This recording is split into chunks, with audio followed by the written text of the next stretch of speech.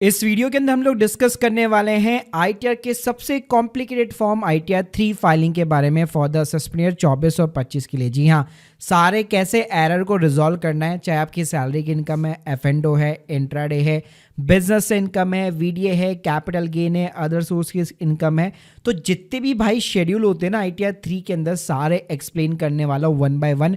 तो प्लीज भाई पूरा वीडियो जरूर देखिएगा। शुरू करने से पहले बताना चाहूंगा, अगर आप हर एक सेगमेंट की आईटीआर फाइलिंग के साथ में टैक्स प्लानिंग सीखना चाहते हो, link in the description box. और अगर आप एक्सपर्ट के थ्रू आईटीआर भी फाइल कराना चाहते हो तो उसके लिए भी मैंने लिंक दे रखी है। पहले बात करते हैं कि आईटीआर 3 आखिर फाइल कौन करता है। तो देखिए, जिनकी भी बिजनेस इनकम होती है, जो बुक्स ऑफ अकाउंट्स मेंटेन रखते हैं, वो आईटीआर 3 के साथ में जा सकते हैं। बाकी जो सैलरी पर्सन होते हैं, जो एफ&ओ करते हैं, फ्यूचर एंड ऑप्शन करते हैं, या इंट्राडे से उनकी इनकम होती है या लॉसेस होते हैं, कैरी फॉरवर्ड करना होता है, वो आईटीआर 3 की तरफ जाते हैं। इसके अलावा जिनकी बिजनेस से इनकम होती है, बुक्स ऑफ अकाउंट्स नहीं होते, प्रेजेंटेटिव बेसिस पे दिखाती है अपनी इनकम को, लेकिन मान लीजिए स्टॉक से या म्यूचुअल फंड से उनका कैपिटल गेन है, या क्रिप्टो से, वीडीए से उनकी इनकम है, तो उनको आईटीआर 3 फाइल करनी पड़ती है। तो चलिए मैं सीधा ले चलता हूं आपको लाइव आईटीआर फॉर्म के ऊपर। तो मैंने यहाँ पे सिंपली लॉग इन कर लिया है। शुरुआत करते हैं income tax return, file income tax return. यहाँ पे असेसमेंट ईयर 24 और 25 मैंने सेलेक्ट कर लिया है। ऑनलाइन मोड रखेंगे। सिंपली आपको अपना जो स्टेटस है वो इंडिविजुअल रखना है। कंटिन्यू बटन के ऊपर क्लिक करना है। यहाँ पे आपको आईटीआर 3 फॉर्म मिल जाएगा। प्रोसीड कर लीजिएगा। लेट्स गेट स्टार्टेड बटन पे क्लिक करना है। अब ये आपसे रीजन पूछेगा क्यों फाइल करना चाहते हो, तो अदर रीजन जैसे मैंने सेलेक्ट कर लिया, कंटिन्यू कर लिया। अब यहाँ पे आप देखोगे ना आईटीआर 3 के अंदर काफ़ी सारे शेड्यूल्स हैं। अब वैसे तो बाय डिफॉल्ट यहाँ पे आपको कुछ शेड्यूल जो है सेलेक्टेड मिलेंगे, लेकिन मैं आपको मोटा मोटा बता देता हूँ। जैसे मान लो अगर आपकी सैलरी की इनकम है तो इसको चेकबॉक्स को आपको ऐसे ही रहने देना है। सैलरी की इनकम नहीं है तो इसको आप हटा सकते हो। इसके अलावा होम लोन के ऊपर अगर टैक्स के बेनिफिट उठाने हैं या रेंटल इनकम है तो इस वाले कॉलम को भी चेकबॉक्स कर लेना। कैपिटल गेन आपका ऐसा कैसा रहेगा, मोस्टली होगा ही होगा। इसके अलावा अगर क्रिप्टो से इनकम है तो वीडियो पे चेकबॉक्स आप लगा सकते हो, वरना इग्नोर वगैरह कर सकते हो, कोई दिक्कत नहीं है। बाकी अगला जो शेड्यूल देखोगे वो बिजनेस का होगा, डेप्रिसिएशन होगा, डिडक्शंस होगा, उसको ऐसे कैसे रहने देना है, कोई भी छेड़छाड़ करने की जरूरत नहीं है, सिंपली कंटिन्यू कर लो। अब आप देखोगे भाई काफी सारे लंबे चौड़े यहाँ पे शेड्यूल खुल जाते हैं। 1 बाय 1 करके हमको सबको कंफर्म करना है। शुरुआत करते हैं हम लोग जर्नल इन्फॉर्मेशन के साथ। अब देखिए, पहला काम जर्नल इन्फॉर्मेशन में यहाँ पे फाइलिंग सेक्शन में डिटेल्स आपको इंसर्ट करनी है। पहले आपको ड्यू डेट सेलेक्ट करनी है, जैसे 31 जुलाई हो गई। इसके बाद में अगर आप नीचे आएंगे तो यहाँ पे ना आपको एक ऑप्शन दिखाई देगा new versus old tax regime का। तो देखिए, अगर आप डिडक्शंस लेना चाहते हैं, आपके पास मल्टीपल डिडक्शंस वगैरह अवेलेबल है, एटीसी हो गया, एटीडी वगैरह हो गया, तो अगर ये चीज़ें आपके पास में है, अच्छी खासी होम लोन के टैक्स बेनिफिट है, तो आप ओल्ड टैक्स रेजिम की तरफ में जा सकते हैं और वहाँ पे आपको एक एडिशनल फॉर्म फाइल करना पड़ेगा। अब कंपैरिजन कैसे करना है, मैं आपको एक सिंपली तरीका बता देता हूँ। पहले क्या करना है, पहले आपको इस ऑप्शन को हमेशा नो रखना है। तो पहले हम लोग जो आईटीआर ड्राफ्टिंग करेंगे पूरी, वो न्यू टैक्स रेजिम के अंदर करेंगे। फिर अगर आपको चेक करना है कि यार ओल्ड टैक्स रेजिम में मेरे को कितना बेनिफिट मिल रहा है, तो वापस इस ऑप्शन के ऊपर आप आ सकते हो और इस नो की जगह आप यस कर सकते हो। और इसके लिए एक एडिशनल फॉर्म फाइल करना पड़ता है, लेकिन फाइल करने की ज़रूरत नहीं है, हमें सिर्फ चेक करना है कि कौन सी टैक्स रेजिम हमारे लिए बेटर है। तो यहाँ पे आप कोई भी एक रैंडम जो है एक्नॉलेजमेंट नंबर डाल सकते हो और डेट ऑफ फाइलिंग डाल सकते हो। उसके बेसिस पे सिस्टम आपको बता देता है आराम से। तो हाल फिलहाल के लिए मैं इसको नो रख रहा हूँ। फिर नीचे जाऊँगा तो यहाँ पे मेरे से अपना रेजिडेंशियल स्टेटस पूछेगा, तो यहाँ पे आपको रेसिडेंट सेलेक्ट करना है और सिंपली 182 डेज वाला रूल सेलेक्ट कर लेना है। नीचे बहुत सारे क्वेश्चन है, मोस्टली सभी के जवाब जो है नो के अंदर रहने वाले हैं। अब नेक्स्ट हमारा आता है ऑडिट का इन्फॉर्मेशन। तो देखिए, पहला कॉलम आता है 44AA का, बुक्स ऑफ अकाउंट्स अगर आप मेंटेन करते हो तो आपको यस करना है, वरना सिंपली नो रखना है। अगर आप 44AD या 44ADA के अंदर अपनी इनकम दिखाना चाहते हो प्रेजेंटेटिव बेसिस पे, जो बिजनेस के ऊपर एप्लीकेबल होती है, प्रोफेशनल्स के ऊपर एप्लीकेबल होती है, तो आपको ये यस करना है, वरना इसको सिंपली नो रखिएगा। फिर अगर आप ऑडिट के लिए लाइबल हो तो आपको यस करना है, वरना सिंपली आपको नो रखना है। और जितने भी अदर नीचे जो ऑप्शन है, मोस्टली सभी के जवाब नो के अंदर आएंगे। अब देखिए, आईटीआर 3 के अंदर जो मेनली शेड्यूल्स होते हैं वो बिजनेस वाले शेड्यूल्स होते हैं, क्योंकि जो सैलरी का होता है, हाउस प्रॉपर्टी होता है, कैपिटल गेन होता है, वो तो आपको आईटीआर 2 में भी देखने को मिल जाता है। तो यहाँ पे पहला कॉलम आता है आपका नेचर ऑफ द बिजनेस का। जी हाँ, तो देखिए आईटीआर 3 आप इसलिए फाइल कर रहे हैं क्योंकि आप एक बिजनेस या तो रन कर रहे हैं, या आपकी मान लीजिए एफ&ओ या इंट्राडे से इनकम है। तो लेट सपोज अगर आपकी एफ&ओ या इंट्राडे से इनकम है तो यहाँ पे आपको बिजनेस कोड के अंदर other financial intermediate services select करना है। लेकिन अगर आप एक बिजनेस पर्पस के लिए आईटीआर 3 फाइल कर रहे हैं तो आपका जिस भी टाइप का बिजनेस है, मान लीजिए मेरा एक सर्विस सेक्टर बेस्ड बिजनेस है तो मैंने अदर सर्विस यहाँ पे ऑप्शन चूज कर लिया। ट्रेड नेम के अंदर आपका जो भी बिजनेस का नाम है, जो भी आपका किस टाइप का बिजनेस करते हो उसका एक डिस्क्रिप्शन हो गया, वो डाल करके आप यहाँ पे एंट्री करा सकते हो। इसके बाद में भाई नेक्स्ट कॉलम आता है बैलेंस शीट का, मैन्युफैक्चरिंग का, ट्रेडिंग अकाउंट का। तो इन सब में पहले हम लोग शुरुआत करते हैं सीधा P&L अकाउंट के साथ में। जी हाँ, तो देखिए यहाँ पे आपको P&L सेक्शन के अंदर जाना है। अगर आप बुक्स ऑफ अकाउंट्स मेंटेन नहीं करते, सिंपली प्रेजेंटेटिव बेसिस पे अपनी इनकम को डिक्लेयर करना चाहते हैं, या F&O में भी अगर आपका प्रॉफिट है उसको प्रेजेंटेटिव बेसिस पे डिक्लेयर करना चाहते हैं, तो आपको इस वाले कॉलम के अंदर जाना है। यहाँ पे आप देख सकते हैं आपको 44 AD और 44 ADA दोनों यहाँ पे सेक्शन मिल जाते हैं, जो नॉर्मली आपको ITR 4 में भी देखने को मिलते हैं। तो यार यहाँ पे सिंपली आपको एडिट बटन के ऊपर क्लिक करना है। जैसे मैंने बिजनेस के ऊपर मैं जा चुका हूँ, ठीक है। तो यहाँ पे आप अपना बिजनेस का नाम हो गया, और जैसे हम लोगों ने बिजनेस का कोड सेलेक्ट किया था वो आप अपना कोड सेलेक्ट कर लो, डिस्क्रिप्शन डाल लो। फिर नीचे आप देखोगे तो यहाँ पे ITR 4 के अंदर हम जो जैसे चीज़ें दिखाते हैं वैसे सेम कहानी है। तो सबसे पहले यहाँ पे आपको जो है अपना ग्रॉस रिसिप्ट दिखाना है, अपना टर्नओवर दिखाना है पूरे 12 महीने का, अप्रैल से लेकर मार्च तक का हो गया। तो जितना भी आपका डिजिटल टर्नओवर है या जो भी आपका कैश के अंदर टर्नओवर है वो आपको दिखाना है। जैसे एग्जांपल के लिए मान लो मैंने 10 लाख रुपए का टर्नओवर दिखा दिया, और नीचे अगर आप देखोगे तो ये यहाँ पे आपको टर्नओवर के ऊपर एक प्रॉफिट डिक्लेयर करना पड़ता है। तो मिनिमम डिजिटल टर्नओवर के ऊपर 6% और कैश के अंदर है तो मिनिमम 8% का प्रॉफिट डिक्लेयर करना पड़ता है। तो एक्चुअल में यार आपने जितना बिजनेस के अंदर पैसा कमाया है वो आप यहाँ पे दिखा सकते हो। जैसे कि मान लो मैंने 5 लाख रुपए का प्रॉफिट यहाँ पे बुक कर दिया। इसी तरह मान लो अगर आप प्रोफेशन के अंदर हो तो 44 AD की जगह 44 ADA आपके ऊपर एप्लीकेबल हो जाएगा, और जो 6% 8% वाला फंड है उसकी जगह मिनिमम 50% का प्रॉफिट आपको दिखाना पड़ेगा। अब ये तो बात हो गई जो बुक्स ऑफ अकाउंट्स मेंटेन नहीं करते, प्रेजेंटेटिव बेसिस पे अपनी इनकम को शो करना चाहते हैं। तो उस केस में बस आपको ये वाला कॉलम फिलअप कर लेना है और फिर जाना है वापस बैलेंस शीट वाले कॉलम के अंदर, और यहाँ पे अगर आप नीचे देखोगे तो आपको नो अकाउंट केस दिखने वाला है। तो इसके अंदर सिंपली यार अपना सन्डे डेटर्स हो गया, क्रेडिटर्स हो गया, क्लोजिंग अगर स्टॉक्स है, अगर कैश बैलेंस है तो वो आप डाल सकते हो, वरना इन सभी को आप जीरो कर सकते हो। अब बात करते हैं भाई हमारे दूसरे सिनेरियो की। अगर मान लो आप एक सैलरी पर्सन के साथ में अगर आपका इंट्राडे का मान लीजिए या फिर इंट्राडे का लॉस है, प्रॉफिट है, तो वो आपको कैसे दिखाना है। तो वापस आपको P&L वाले सेक्शन के अंदर जाना पड़ेगा। अगर आप सिर्फ इंट्राडे का छोटा मोटा लॉस दिखाना चाहते हो या प्रॉफिट दिखाना चाहते हो, बेस्ट सिनेरियो है यहाँ पे आपको नो अकाउंट केस का ऑप्शन मिलता है। ऐड डिटेल्स के ऊपर आपको क्लिक करना है, और यहाँ पे आप देख सकते हो स्प्लैक्टिव एक्टिविटी करके आपको एक कॉलम मिलने वाला है। यहाँ पे सिंपली अपना इंट्राडे का टर्नओवर डालो। जैसे कि मान लो 2500 रुपये का मेरा 25,000 का मान लो मेरा टर्नओवर हो गया, और मैंने कोई प्रॉफिट नहीं कमाया, मैंने यहाँ पे लॉस में बुक करना चाहता हूँ, तो कोई भी मेरा प्रॉफिट नहीं है, और अगर मैं लॉस बुक करना चाहता हूँ, मान लो मेरे को 15,000 रुपये का लॉस हुआ, ठीक है। तो आप देख सकते हो सीधा -15,000 का मेरा इंट्राडे का लॉस सिंपली तरीके से बुक हो गया। तो मैंने यहाँ पे नो अकाउंट केस के अंदर अपना इंट्राडे का जो भी छोटा मोटा जो है मेरा लॉस था वो मैंने बुक कर दिया। लेकिन मान लो अगर एक अच्छा खासा लॉस है आपका, और बुक्स ऑफ अकाउंट्स के थ्रू अगर आप इसको रिपोर्टिंग करना चाहते हो इंट्राडे वाले को, तो फिर P&L की जगह आपको ट्रेडिंग वाले कॉलम के अंदर आना पड़ेगा।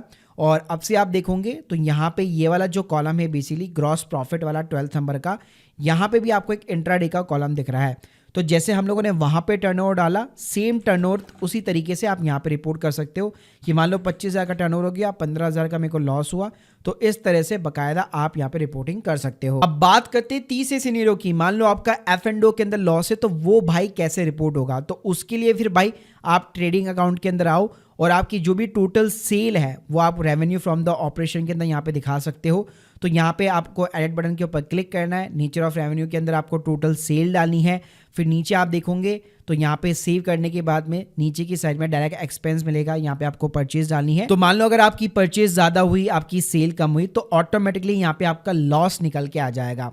और मान लो सेम कॉन्सेप्ट को अगर मैं बिजनेस के अंदर अप्लाई करना चाहता हूँ, अगर आप बुक्स ऑफ अकाउंट मेंटेन करते हो, प्रॉपर आप अपना बिजनेस चलाते हो, तो रेवेन्यू फ्रॉम ऑपरेशन के अंदर अपना टर्नओवर आप दिखा सकते हो, और डायरेक्ट एक्सपेंसेस के अंदर आपके जितने भी खर्चे हैं, जो डायरेक्ट एक्सपेंसेस आपके खर्चे, आपके पास ऑलरेडी एक ट्रेडिंग अकाउंट होगा, तो उसमें से आप देख करके सारे एक्सपेंसेस यहाँ पे कॉपी पेस्ट कर सकते हो। तो भाई ये मैंने आपको सारे सिनेरियो बता दिए, जब आपका F&O, जब आपका इंट्राडे हो, और जब आप एक बिजनेस भी यहाँ पे रन कर रहे हो तो किस तरह से दिखाना है। इसके साथ में एक और सीन होता है, P&L सेक्शन के अंदर ही आपको एक और नो अकाउंट केस का ऑप्शन देखने को मिलता है।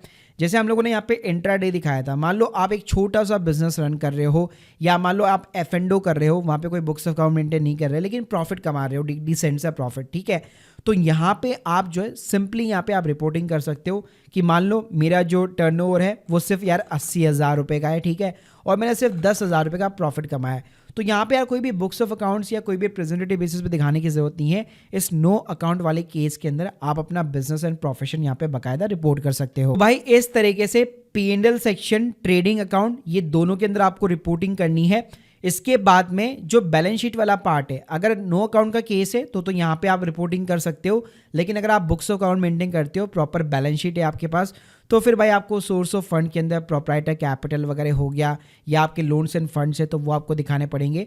तो ये फिगर्स ना आप ऐसे ही नहीं डाल सकते, आपके पास भाई प्रॉपर बुक्स ऑफ अकाउंट्स वगैरह होने चाहिए।